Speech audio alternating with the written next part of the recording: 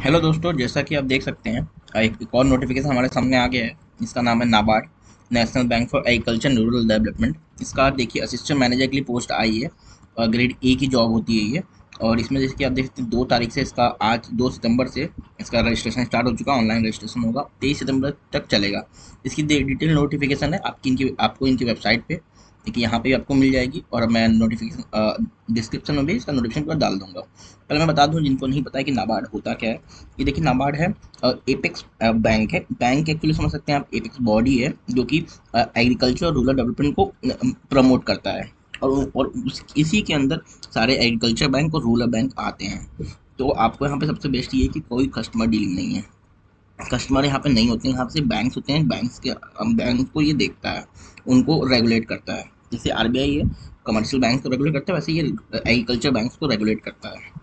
आगे ये देखते हैं इसमें कौन कौन सी पोस्ट आई है, किस किस पोस्ट के लिए कितनी कितनी वैकेंसीज हैं।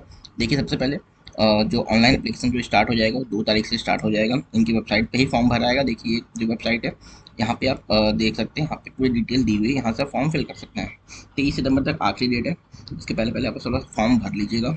इसका जो ऑनलाइन एग्ज़ाम है टेंटेटिव डेट 16 अक्टूबर है। 16 अक्टूबर को इसका ऑनलाइन प्री का एग्ज़ाम होगा और मेंस का भी एग्जाम है। 3 फेज में एग्जाम होगा, प्री होगा, मेंस होगा, फिर इंटरव्यू होगा। सब कुछ सारा डिटेल मैं आपको बताऊंगा इसमें, तो साथ में बने रहिए। देखिए जी पोस्ट की बात करें, सबसे पहले जनरल पोस्ट, जनरलिस्ट के लिए जो पोस्ट है वो टोटल 77 वैकेंसीज है और ये कैटेगरी वाइज वैकेंसी है। ठीक, बाकी काम कंप्यूटर इन्फॉर्मेशन टेक्नोलॉजी के लिए फाइनेंस की जो पोस्ट है वो टोटल 15 पोस्ट है। ठीक, बाकी ये सब जो पोस्ट है वो आप देख सकते हैं। अगर आप इसके अंदर आते हैं तो आप इसके बारे में भी देख सकते हैं। और आगे बात करते हैं अगर हम लोग, तो देखिए ये सब डिटेल्स है। फिजिकली डिसेबल कैटेगरी के लिए सारे डिटेल्स है। तो आप स्किप करके अगर आते हैं इसमें बाद आप, तो आपको मिलता है एलिजिबिलिटी क्राइटेरिया। तो एजुकेशन क्वालिफिकेशन बात करें तो 1/9/2023, 1 सितंबर 2023 तक आपका जो भी एजुकेशन मांगा गया है वो कंप्लीट होना चाहिए। आपका रिजल्ट इस तारीख से पहले डिक्लेयर हो जाना चाहिए। ठीक है। अगर देखिए ये और तो आगे बात करें तो एकेडमिक क्वालिफिकेशन बात करें तो अगर जनरल की पोस्ट के लिए आप भर रहे हैं तो आपका बैचलर डिग्री होना चाहिए किसी भी सब्जेक्ट से विथ 60% मार्क्स। और अगर आपका अगर 60% मार्क्स नहीं है तो आपका पोस्ट ग्रेजुएशन में मिनिमम 55% मार्क्स होना चाहिए। ठीक। और अगर ये दोनों नहीं है तो आपका सीए होना चाहिए, या आप सीएस होने चाहिए, या ICWA आपका कंप्लीट होना चाहिए। अगर ये भी नहीं है तो आपका एक और ऑप्शन है पीएचडी का। PhD from institution of recognise by the government of India और यूजीसी। आपका अगर पीएचडी कंप्लीट है तो भी आप इसमें फॉर्म भर सकते हैं जनरल की पोस्ट में। ये कंप्यूटर और इंफॉर्मेशन टेक्नोलॉजी का पूरा है। अगर फाइनेंस की बात करें, फाइनेंस में आपका बीबीए होना चाहिए फाइनेंस या बैंकिंग से, बीएमएस होना चाहिए फाइनेंस या बैंकिंग से विथ 60%, मिनिमम 60% मार्क्स होना ही चाहिए। अगर आप कैटेगरी में आते हैं तो आपके लिए 55% मार्क्स है।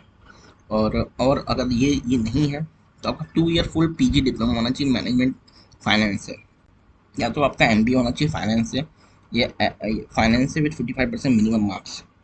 ठीक। तो आपका यूजीसी होना चाहिए which bachelor degree in any discipline. ठीक है, ये तो वही चीज़ है, एमबीए का ही है। और अगर ये चीज़ नहीं है तो आपके पास एक और ऑप्शन है bachelor degree in finance and investment analysis. आपने ये कोर्स भी किया है विथ 60% मार्क्स तो भी आप इसमें अप्लाई कर सकते हैं इन पोस्ट ऑफ फाइनेंस के लिए। अगर ये भी नहीं है तो देखिए एक और ऑप्शन दिया गया है bachelor degree in any discipline. अगर आपका किसी भी डिसिप्लिन बैचलर है और आप मेंबर हैं चार्टर्ड अकाउंटेंट ऑफ इंडिया के, तो भी आप इसमें अप्लाई कर सकते हैं एज अ फाइनेंस के पोस्ट के लिए। अगर सीए आपका नहीं है तो आप अगर आपका ICWA या कॉस्ट अकाउंटेंट ऑफ इंडिया के साथ आपका अगर मेंबरशिप है तो भी आप उसमें अप्लाई कर सकते हैं अपने ग्रेजुएशन डिग्री के साथ, लेकिन आपका ग्रेजुएशन डिग्री होना चाहिए। ठीक। अगर कंपनी सेक्रेटरी पोस्ट में अप्लाई करते हैं तो आपके लिए ये ऑप्शन है। ये सारी चीज़ें अलग अलग चीज़ें आगे अगर देखते हैं तो आगे देखिए ये सब अगर आप किसी भी टेक्निकल पोस्ट में फॉर्म भर रहे हैं तो ये सब स्किल्स और सेट्स हैं जो कि आपको काम करने, आपकी ये रोल्स एंड रिस्पॉन्सिबिलिटीज़ हैं जो आपको काम करना पड़ेगा। फाइनेंस कंपनी सेक्रेटरी के लिए अगर आप फॉर्म भर रहे हैं ये आपका पूरा ये सारा चीज़ें आपको वहाँ पे टास्क परफॉर्म करना होगा, आपको सिखाया जाएगा। ये तो बात की बात है, सिलेक्शन के बाद की बात है। ये सारी चीज़ें हैं। ठीक, अगर एज की बात करें तो मिनिमम 21 ईयर्स आपका कंप्लीट होना चाहिए। 1 सितंबर 2023 तक आपका 21 ईयर्स कंप्लीट होना चाहिए इस डेट तक। ठीक। और अगर मैक्सिमम एज की बात करें तो 30 ईयर्स है, और एज रिलैक्सेशन भी मिलता है अलग अलग कैटेगरी के लिए, वो आप नीचे पढ़ सकते हैं। ठीक। जो भी डेट कैलकुलेट होगा वो 1/9/2023 से कैलकुलेट होगा। अगर हम सिलेक्शन प्रोसेस से बात करें तो उसमें 3 फेजेस में होंगे, जैसे कि आपको पता है, प्री, मेंस और इंटरव्यू। प्री का देखिए ये सिलेबस है, देख के आप परेशान मत होइए, ये सारी चीज़ें प्री में पूछी जाएंगी। देखिए पहला जो है रीजनिंग आएगा, 20 क्वेश्चन 20 मार्क्स के। इंग्लिश आएगा 30 क्वेश्चन 30 मार्क्स के। कंप्यूटर आएगा 20 क्वेश्चन 20 मार्क्स के। क्वांट्स आएगा 20 क्वेश्चन 20 मार्क्स के। देखिए डिसीजन मेकिंग आएगा, डिसीजन मेकिंग सब अलग से आएगा, रीजनिंग के अंदर नहीं आएगा। इसके 10 ही क्वेश्चन रहेंगे, 10 मार्क्स के रहेंगे। जनरल अवेयरनेस आएगा जो कि 20 क्वेश्चन उसके रहेंगे, 20 मार्क्स के। और एक सब्जेक्ट है economic and social issues, economic और social issue with focus on rural India. Rural India के साथ जो जो ये इशूज हैं इकोनॉमिक और सोशल इशू, उससे रिलेटेड क्वेश्चन आएगा। 40 क्वेश्चन आएंगे इसके, और 40 मार्क्स के रहेंगे। और एक और सेक्शन है जो कि agriculture rural development with emphasise on rural area. देखिए ये रूरल बैंक है, एग्रीकल्चर बैंक है, और रूरल रूरल की तरफ काम करता है, तो इसमें जो भी चीज़ें हैं वो रूरल इंडिया के रिलेटेड ही पूछी जाएंगी। तो इसके भी 40 क्वेश्चन होंगे, 40 मार्क्स के। और बात किया जाए तो हिंदी इंग्लिश दोनों में रहेगा, इंग्लिश पेपर सिर्फ इंग्लिश में रहेगा। और टाइम की बात करें तो आपको सिर्फ 120 मिनट मिलेंगे पूरे के। कंपोजिट टाइम रहेगा, कोई भी सेक्शनल टाइमिंग नहीं रहेगी, कंपोजिट टाइम रहेगा। आपको जिस सेक्शन में जितना टाइम देना आप दे सकते हैं। और 200 क्वेश्चन रहेंगे, 200 मार्क्स के, और टोटल टाइम 120 मिनट मिलेगा। लेकिन इसमें एक और ट्विस्ट है, देखिए क्वालिफाई, इसमें दो दो चीज़ें हैं, एक क्वालिफाइंग सेक्शन है, एक मेरिट सेक्शन है। देखिए क्वालिफाइंग सेक्शन की बात करें तो रीजनिंग, इंग्लिश, कंप्यूटर, क्वांट्स और डिसीजन मेकिंग, ये क्वालिफाइंग सेक्शन है। इसमें आपको सिर्फ क्वालिफाई करना है, इसमें आप कितना भी नंबर लाएं, क्वालिफिकेशन नंबर से ज़्यादा नंबर रहेगा तो ही आपका आप पास माने जाएंगे, तो आपका मेरिट सेक्शन काउंट होगा। वरना ये क्वालिफाइंग सेक्शन अगर आप फेल होते हैं तो आप इसमें कितना भी नंबर लेके आए कोई फ़र्क नहीं पड़ेगा, इसमें से आपको पास होना है। सपोज जैसे कि रीजनिंग में अगर 20 क्वेश्चन आ रहे हैं 20 नंबर के, और क्वालिफाइंग मार्क्स 10 नंबर है, तो या तो 11 लेके आए तो भी ठीक है, 10 से ज़्यादा कितना भी लेके आएंगे तो चलेगा ही, 20 में से 20 लाएंगे तो भी कोई दिक्कत नहीं है। अगर आप 10 से 10.5 भी लेके आ रहे हैं तो भी आप क्वालिफाइंग माने जाएंगे, इससे आपके मेरिट में कोई भी असर नहीं पड़ेगा। देखिए क्लियर लिखा हुआ है, shortlisting of the candidate for the mains exam will be based on the marks score on the merit section only.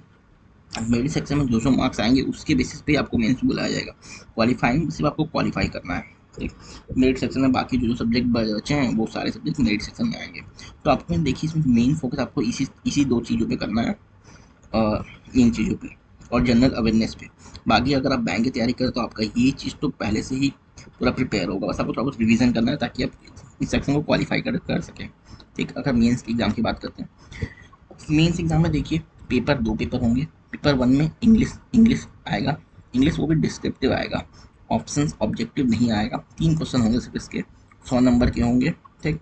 एक क्वेश्चन एक क्वेश्चन के लिए आपको 30 मिनट मिलेगा, 90 मिनट मिलेंगे, आपको 90 मिनट मिलेंगे। और ये डिस्क्रिप्टिव आंसर तो भी टाइप यूजिंग कीबोर्ड, आपको कीबोर्ड का यूज करते हुए आंसर को टाइप करना है, पेपर पेन पे नहीं लिखना है, कीबोर्ड के थ्रू, जैसे कि सारे डिस्क्रिप्टिव एग्जाम में होता है। पेपर टू की बात करें, कि पेपर टू में भी दो टाइप के होते हैं, एक ऑब्जेक्टिव आएगा, डिस्क्रिप्टिव आएगा। पेपर टू का जो सब्जेक्ट है वो economic and social issues and agriculture and rural development.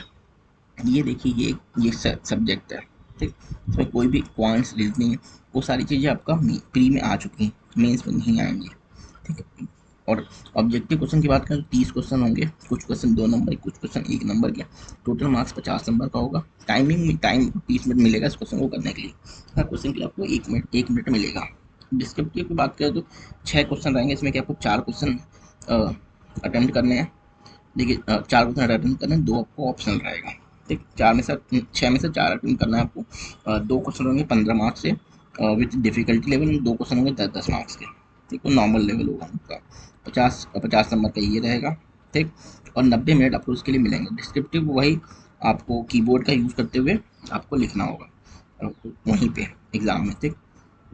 Some of the question carry 2 marks and some question 1 mark, ठीक। ये है mains exam for the post of specialist. अगर आप किसी स्पेशलिस्ट की पोस्ट के लिए भरते हैं तो आपका ये देखिए सिलेबस ये रहेगा। स्ट्रीम जनरल इंग्लिश जो नॉर्मल है वो रहेगा ही रहेगा, लेकिन इकोनॉमिक एंड देखिए यहाँ पे इकोनॉमिक एंड सोशल इशूज पे क्वेश्चन आएंगे, यहाँ पे आपकी जो स्ट्रीम है उससे रिलेटेड क्वेश्चन आएंगे, सेम पैटर्न सब कुछ रहेगा, ठीक। उसके बाद एक साइकोमेट्रिक टेस्ट होगा आपका, जो कि बहुत सारी पीओ लेवल या बहुत सारे एग्जाम्स में होते हैं, जो कि इसमें भी होगा। उसके बाद आपका एक इंटरव्यू होगा, इंटरव्यू 50 नंबर का होगा, ठीक। आप इंटरव्यू या तो हिंदी में दे सकते हैं, इंग्लिश में दे सकते हैं, वो तो नॉर्मल जो सारे इंटरव्यू में होता है वैसा होगा। ठीक, देखिए कॉलिंग रेशियो यहाँ बताया गया है कि किस किस रेशियो में कॉल किया जाएगा।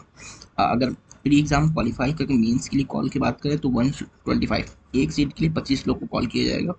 और अगर इंटरव्यू की बात करें तो 1:3, मतलब एक सीट के लिए 3 लोग को कॉल किया जाएगा। और अगर नेगेटिव मार्किंग बात करें तो 1/4 की नेगेटिव मार्किंग है, जो कि आपको सब सारे एग्जाम में होती है।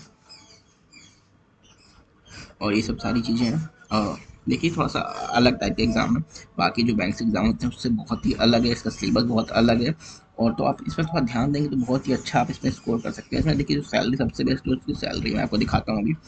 पहले जो सिलेबस है, सिलेबस आप देख सकते हैं, नॉर्मल जो सिलेबस होता है वही सिलेबस है। इकोनॉमिक एंड सोशल इशूज़ में ये सारी चीज़ें आएंगी। आप नोटिफिकेशन डाउनलोड करके ये सारी चीज़ें पढ़ सकते हैं कि क्या क्या चीज़ पूछा जाएगा। मोस्टली चीज़ें आप करंट अफेयर और जनरल अवेयरनेस में पढ़ते ही होंगे। एग्रीकल्चर रूरल डेवलपमेंट की बात करें तो ये सब चीज़ें, fall and water conservation, water resources, farm and agriculture engineering, ये सारी चीज़ें जो पूछी जाती हैं, एनिमल हस्बेंड्री, फिशरी, सारी चीज़ें हैं। रूरल डेवलपमेंट की बात करें तो कैसे क्या, कहाँ पे क्या हुआ, फार्मर एग्रीकल्चर लेबरर्स, क्या आर्टिसन, हैंडीक्राफ्ट, ये सारी चीज़ पूछी जाएंगी। आप प्री प्री ट्रेनिंग की तो कोई बात नहीं, ये सारी चीज़ें हैं। और आगे बात करते हैं अगर हम लोग एग्ज़ाम सेंटर्स की, देखिए एग्ज़ाम सेंटर्स अपना सिटी आप इसमें देख सकते हैं, अगर नहीं है तो अपनी नियरेस्ट सिटी में आप जाके एग्ज़ाम दे सकते हैं। ये प्री के लिए। तो मेंस की बात करें तो मेंस के लिए ये एग्ज़ाम सेंटर है, मेंस के लिए बहुत ही कम एग्ज़ाम सेंटर्स है, जैसे देख सकते हैं उत्तर प्रदेश में सिर्फ लखनऊ है और कोई जगह नहीं है।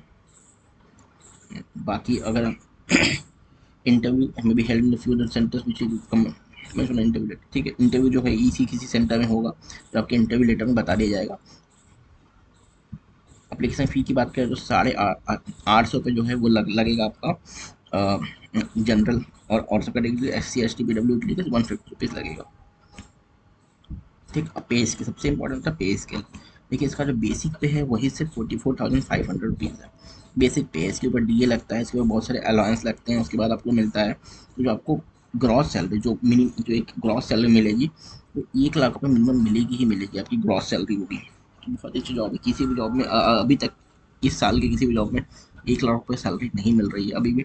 आपका यूनाइटेड इंडिया का है तो उसमें भी आपको 88,000 के लगभग सैलरी का दिखाया था, लेकिन इसमें 1 लाख पर इससे ज़्यादा मिल जाती है, लेकिन मिनिमम 1 लाख तो मिलेगी आपको एज अ ग्रॉस पे। ठीक है, ये सब सारी चीज़ें हैं जो कि आपका NPS वगैरह ये सब बताया गया है, ये सब सारी चीज़ तो हर जॉब में होती हैं। देखिए ये सारी डिटेल्स थी, आपको अगर ये लगता है कि आप इस पर कर सकते हैं, आपकी तैयारी बहुत अच्छी है, तो जरूर इस फॉर्म को भरिए। आप ऐसा मत सोचिए वैकेंसी कम है, वैकेंसी बहुत है, अच्छी खासी वैकेंसी है, क्योंकि इसमें वैकेंडिडेट्स बहुत ही कम आते हैं। ठीक, तो आपका बहुत अच्छा चांस बन सकता है और बहुत अच्छी जॉब है। कोई कस्टमर डिवीजन बहुत अच्छी जगह आपको पोस्टिंग मिलेगी, क्योंकि नाबार्ड है तो इसके ऑफिस कहीं गांव वगैरह में उतने नहीं होते हैं, इसके मेनली ऑफिस शहर वगैरह में ही होते हैं, बहुत सारे मेट्रो सिटीज़ में ही ऑफिस होते हैं। तो आपको बहुत अच्छा रहने का, बहुत अच्छा लाइफ स्टाइल होगी आपकी। इस फॉर्म को जरूर भरिए, और कोई भी दिक्कत आता है प्लीज़ कमेंट बॉक्स में कमेंट करिए, मैं आपको बताऊँगा क्या प्रॉब्लम है। और आपको अगर वीडियो अच्छा लगा तो प्लीज़ चैनल को सब्सक्राइब करिए, वीडियो को लाइक करिए।